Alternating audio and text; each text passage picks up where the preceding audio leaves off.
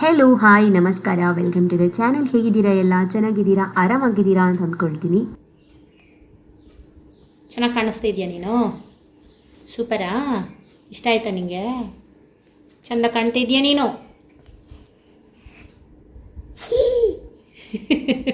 ಹೇಗೆ smile?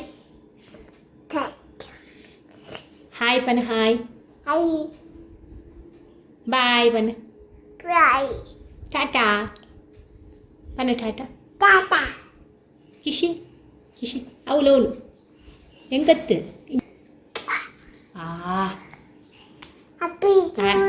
Happy to year, happy to you. ಬರ್ತ್ಡೇನಾ? Happy to you. ನನ್ನ ಮುಖ ನೋಡಿ, ಇಲ್ಲಿ ನೋಡಿ, ಈ ಥರ ಒಂದು ಸ್ಟಿಕ್ಕರ್ ಹಾಕೋದಕ್ಕೆ ಗೊತ್ತಿಲ್ಲ, ಇನ್ನೇನಾದ್ರೂ ಹಚ್ಚಿ ಹಾಕಿಸ್ಬೇಕಷ್ಟೇ ಇಲ್ಲಿಗೆ. ನಾನು ಹೀಗೆ ತೆಗೆದು ಹಾಕ್ಕೊಂಡು ಬಿಡೋದು ಹಾಗೆ. ಇವಾಗ ಬ್ಯಾಕ್ ಕ್ಯಾಮರಾನ ಹಿಡಿದು ಡ್ಯಾನ್ಸ್ ಮಾಡು, ಏನಾದರೂ ಮಾಡು ಅಂದರೆ ಅವಳಿಗೆ ಇಷ್ಟ ಇಲ್ಲ. ಹಿಂಗೆ ಕ್ಯಾಮರಾ ಹಿಡಿಬೇಕು ಅವಳಿಗೆ, ಅವಳು ಮಾಡ್ತಾಳೆ. ಬೇಕಂದ್ರೆ ಏನು ಬೇಕಾದರೂ ಡ್ಯಾನ್ಸ್ ಮಾಡು ಆ ಥರ ಎಲ್ಲ ಹೇಳಿದ್ರೆ ಮಾಡ್ತಾಳೆ. ನೋಡಿ ನನ್ನ ಮಗಳು ಎಂತ ಮಾಡಿದಾಳೆ ಅಂದರೆ, ಊಟ ಮಾಡೋಣ ಅಂತ ಅವಳಿಗೆ ಮತ್ತು ನನಗೆ ಇಬ್ಬರಿಗೂ ರೈಸ್ನ ಬಡಿಸಿ, ಇಬ್ಬರಿಗೂ ರೈಸ್ ಬಡಿಸಿ, ನಾನು ಒಂದು ಸಲ ಸಡನ್ನಾಗಿ ರಪ್ಪ ಒಂದು ಬಾತ್ರೂಮಿಗೆ ಹೋಗ್ತೇನೆ ಅಂತ ಹೋಗಿದ್ದೀನಿ ಆಯಿತಾ. ಅದು ಸ್ವಲ್ಪ ಈ ಕಡೆನೇ ಇಟ್ಟಿದ್ದೀನಿ, ಎಲ್ಲ ಅವಳಿಗೆ ಎಟಕ್ಕದ ರೀತಿ ಈ ಕಡೆ ಇಟ್ಟಿದ್ದೀನಿ. ಸೌಂಡ್ ಕೇಳಿಸ್ತು ನನಗೆ ಪಟ್ಟ ಅಂತ ಹೇಳಿ. ಬರಬೇಕಿದ್ರೆ ನನ್ನ ತಟ್ಟೆನೆಲ್ಲ ಎಳ್ದು ಕೆಳಗಡೆ ಎಲ್ಲ ರೈಸು ಸಾಂಬಾರು ಎಲ್ಲ ಚೆಲ್ಲಿಬಿಟ್ಟಿದ್ದಾಳೆ. ಬಂದು ಮತ್ತೆ ತಟ್ಟೆ ತೋರಿಸ್ತಾ ಇದ್ದಾಳೆ ನನಗೆ, ನೋಡು ತಟ್ಟೆ ನೋಡು ಅಂತ.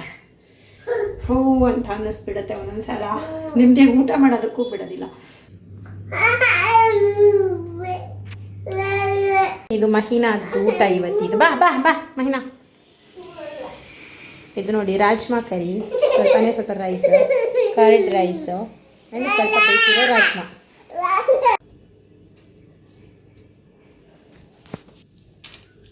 ಖಾರ ತಿನ್ನಿಸ್ತೀರಾ ಅಂತ ಕೇಳ್ತೀರಾ? ನಾನು ಖಾರ ಎಲ್ಲ ಕೊಡ್ತೀನಿ ಇವಾಗ.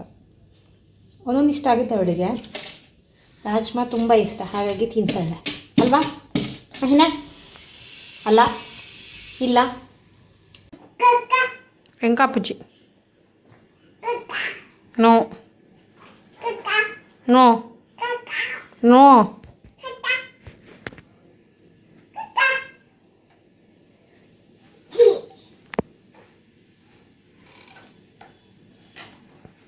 ಕೂತ್ಕೊಂಡು ಕಸರತ್ತು, ಇದ್ರಲ್ಲಿ ಕೂತ್ಕೊಂಡು ಬಿಡೋದು, ಮತ್ತು ನಮ್ಮನ್ನು ಕರೆಯೋದು, ಬಾ ಬಾ ಬಾ ನನ್ನ ಕರ್ಕೊಂಡೋಗು ಅಂತ. ದೂರ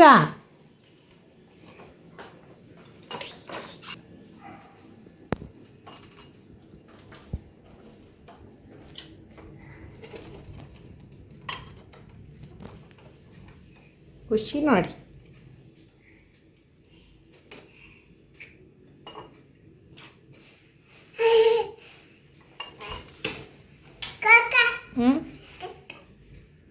ಕಾಕಾ ಪಂಡ ಹಾಂ ಹಂಗೆ ಸರಿ ಪಾಡು ಪಾಡು ಕೈ. ಹ್ಞೂ ಹ್ಞೂ ಕಾಕಾ ಪಂಡ ಕಾಕಾ ಬುಡ್ ಡಬ್ಬ ಬುಡ್ ಡಬ್ಬ. ಹ್ಞೂ ನೋಡಿ ನೋಡಿ ಹೀಗೆಲ್ಲ ವಾಕ್ ಮಾಡೋದಂತೆ. ವಾಕ್ ವಾಕ್ ನೋಡಿ, ಈಗ ಹೊಸದಾಗಿ ಒಂದು ಕಲ್ತಿರೋದು, ಈ ರೀತಿ ವಾಕ್ ಮಾಡಿ ನಗೋದು.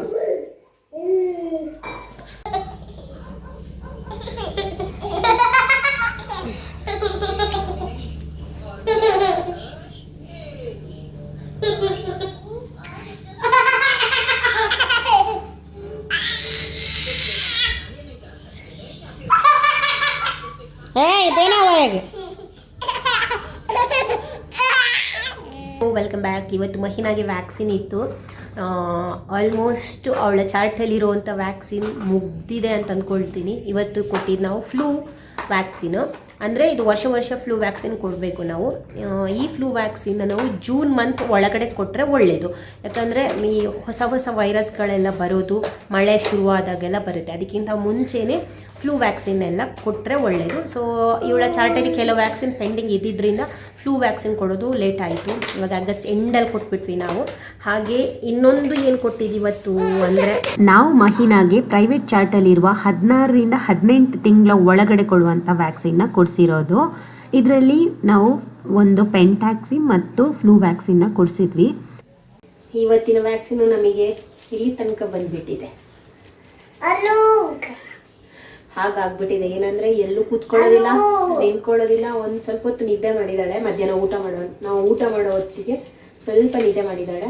ಆವಾಗಲೇ ಸ್ವಲ್ಪ ನಾನು ಫ್ರೀ ಆಗಿದ್ದು. ಅದಾದಮೇಲೆ ಫುಲ್ಲು ಅಳು. ಡಾಕ್ಟರ್ ಹೇಳಿದ್ದಾರೆ ತುಂಬ ಪೇನ್ ಇರುತ್ತೆ ಇವತ್ತಿದು ಅಂತ.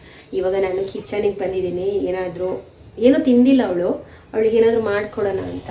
ಮಾಡಿಕೊಡೋದಕ್ಕೆ ಅವಳನ್ನು ಬಿಡೋದಕ್ಕೆ ಅವಳ ಪಾಡಿಗೆ ಅವಳು ನಿಲ್ಲಲ್ಲ, ಕಿಚನಲ್ಲೇ ನಿಲ್ಲಿಸ್ಕೊಂಡಿದ್ದೀನಿ.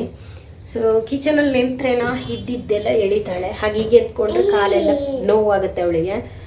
ಹಾಗೆ ಇವಾಗ ಏನಾದರೂ ಒಂದು ಮಾಡಿಕೊಡೋಣ ಅವಳಿಗೆ ಅಂತ, ಅಂದರೆ ಸಜ್ಜಿಗೆ ಮಾಡಿಕೊಡೋಣ ಅಂತ. ತುಂಬ ಪೇಯ್ನ್ ಇದೆ, ತುಂಬ ಪೇಯ್ನು ನಮಗೆ ಇವತ್ತು. ಇದನ್ನು ತುಂಬ ಸಲ ತೋರಿಸಿದ್ದೀನಿ ನಾನು, ಸಜ್ಜಿಗೆ.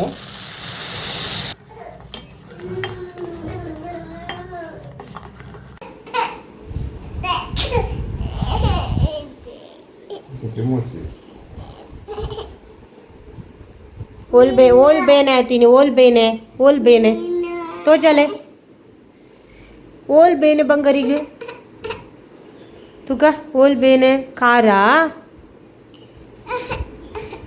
ओल बेने पा ओल बेने अंड काला काला काला ఓలప్ప బేనుండా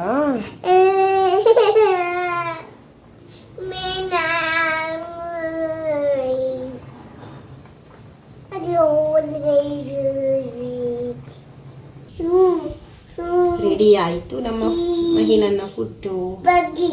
ಈ ರೀತಿ ಪೇಯ್ನ್ ಇದ್ದಾಗ ಎಲ್ಲದಕ್ಕೂ ಅಳೋದಂತಲೇ ಲೆಕ್ಕ. ಇವಾಗ ಇಲ್ಲಿ ಕೂರಿಸ್ಬಿಟ್ಟು ತಿನ್ಸೋದಕ್ಕೆ ಅಂತ ಹೋಗ್ತಾ ಇದ್ದೀನಿ. ಅಳ್ತಾ ಇದ್ದಾಳೆ.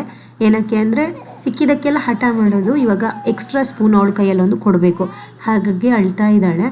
ಹಾಗೆ ಈ ವ್ಯಾಕ್ಸಿನ್ ಬಗ್ಗೆ ಹೇಳೋದಾದರೆ, ಪ್ರೈವೇಟಲ್ಲಿ ಗೌರ್ಮೆಂಟಲ್ಲಿ ಇಲ್ಲದಿರೋ ವ್ಯಾಕ್ಸಿನ್ಗಳೆಲ್ಲ ಇರೋದ್ರಿಂದ ನಾನು 3.5 ತಿಂಗಳ ವ್ಯಾಕ್ಸಿನ್ ನಂತರ ಪ್ರೈವೇಟ್ ಚಾರ್ಟ್ನೇ ಫಾಲೋ ಮಾಡ್ಕೊಂಡು ಹೋಗ್ತಾ ಇದ್ದೀನಿ. ನಿಮ್ಮ ಜೊತೆನೂ ಶೇರ್ ಮಾಡಿದ್ದೀನಿ.